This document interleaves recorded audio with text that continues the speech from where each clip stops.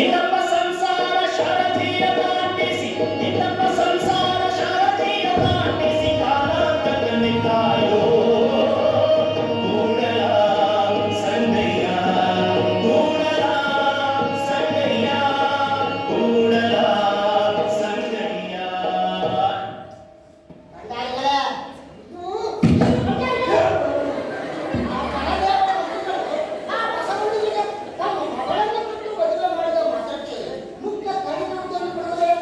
ಬಡನೆ ವರ್ಗರಿಗೆ ಸಂಬಂಧ ಸೂತ್ರಗಳಿಲ್ಲ ಇನ್ನು ತಿಳಿದಿದ್ದೆ ತಪ್ಪಾಯ್ತು ನೋಡಿ. ಇನ್ನು ಈ ರಾಜ್ಯದ ಗತಿ ಏನು ಪುರೋಹಿತರೇ? ಹೌದಾ?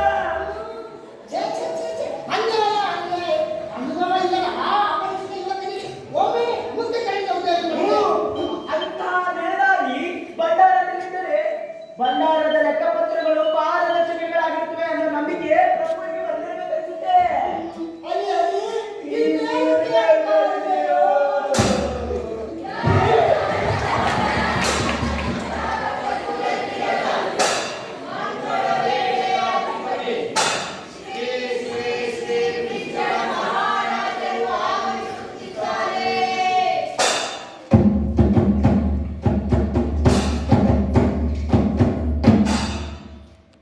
ರಾಜಪುರೋಹಿತರು ಇಲ್ಲಿಯೇ ಇರುವುದು ಒಳ್ಳೆಯದೇ ಆಯಿತು. ಬಸವಣ್ಣನವರನ್ನು ಮುಖ್ಯ ಕರಣಿಕರನ್ನಾಗಿ ಮಾಡುವ ಬಯಕೆ ನಮ್ಮದಾಗಿತ್ತು. ಇದಕ್ಕೆ ಇವರು ಒಪ್ಪಿಗೆ ಸೂಚಿಸಿದ್ದಾರೆ. ಹಿಂದೆ ಇವರ ಜವಾಬ್ದಾರಿಯನ್ನು ತೆಗೆದುಕೊಳ್ಳಬೇಕೆಂಬ ಅಭಿಲಾಷೆ ನಮ್ಮದು. ಇದಕ್ಕೆ ನೀವೇನು ಹೇಳುವಿರಿ? ಪ್ರಭು, ಮಂಗಳ, ಗುರು, ಶುಕ್ರ, ಶನಿ ಆ? ಪ್ರಭು, ಈಗ ಅಮೃತಗಳಿದೆ. ಈಗ ಅವರ ಹುದ್ದೆಯನ್ನು ಸ್ವೀಕರಿಸುವುದು ಒಳ್ಳೆಯದು. ಪ್ರಭು, ಮಾಡುವ ಕಾಯಕ ಮುಖ್ಯವೇ ಹೊರತು ಮುಹೂರ್ತ ಮುಖ್ಯವಲ್ಲ. ಪ್ರಭು, ಈ ಯುವಕರಿಗೆ ಇನ್ನು ಅನುಭವ ಸಾಲದು. ಪಾಪ ಶಾಸ್ತ್ರಜ್ಞ ಇಲ್ಲದಿರುತ್ತದೆ. ಪ್ರಭು, ಹೀಗೆ ಹೇಳುತ್ತೇನೆಂದು ತಪ್ಪು ತಿಳಿಯಬೇಡಿ. ಈ ಪುರೋಹಿತ ಪರಂಪರೆಯವರು ಜನರಲ್ಲಿ ಸಾಮರಸ್ಯ ಕದಲಿದ್ದಾರೆ. ಮೇಲು ಕೀಳು ಎಂಬ ಭಾವನೆ ಬಿಟ್ಟಿದ್ದಾರೆ. ಸ್ತ್ರೀ ಪುರುಷರಲ್ಲಿ ಭಿನ್ನತೆ ತಂದಿದ್ದಾರೆ.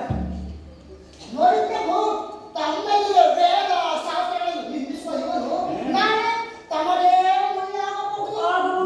ವೇದ ಶಾಸ್ತ್ರಗಳ ಬಗ್ಗೆ ಅಧ್ಯಯನ ಮಾಡಿದರೆ ಹೀಗೆ ಮಾತನಾಡುತ್ತಿರಲಿಲ್ಲ.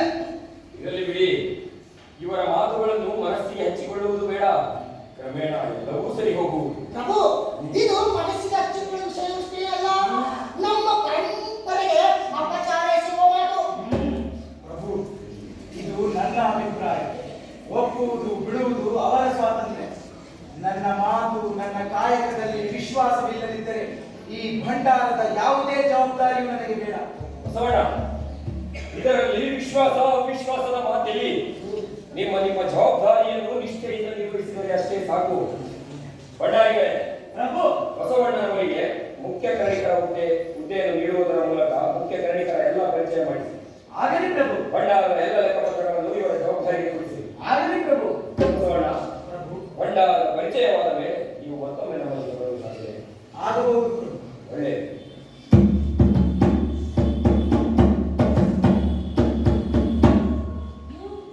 ಬನ್ನಿ ಬಸವಣ್ಣ, ಭಂಡಾರದ ಪರಿಚಯ ಮಾಡಿಸುತ್ತೇವೆ. ಬನ್ನಿ.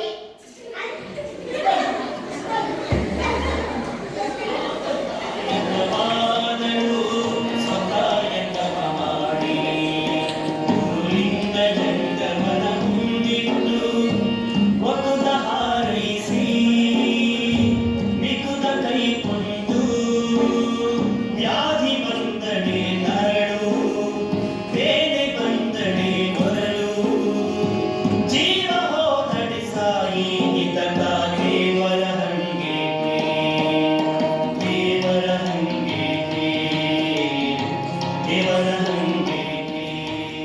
ಬಸವಣ್ಣ, ನಿನ್ನ ಜವಾಬ್ದಾರಿ ಈಗ ಹೆಚ್ಚಾಗಿದೆ. ಮೊದಲು ಮಂಗಳ ವೇಳೆಯಲ್ಲಿ ಮುಖ್ಯ ಕರಣಿಕನಾಗಿ ಯಶಸ್ವಿಯಾಗಿದೆ. ಈಗ ಕಲ್ಯಾಣದಲ್ಲಿ ಪ್ರಧಾನಿಯಾಗಿರುವೆ. ಒಂದೆಡೆ ರಾಜ್ಯದ ಆಡಳಿತ, ಮತ್ತೊಂದೆಡೆ ಮಹಾಮನೆ ಅನುಭವ ಮಂಟಪದ ಹೊಣೆಗಾರ.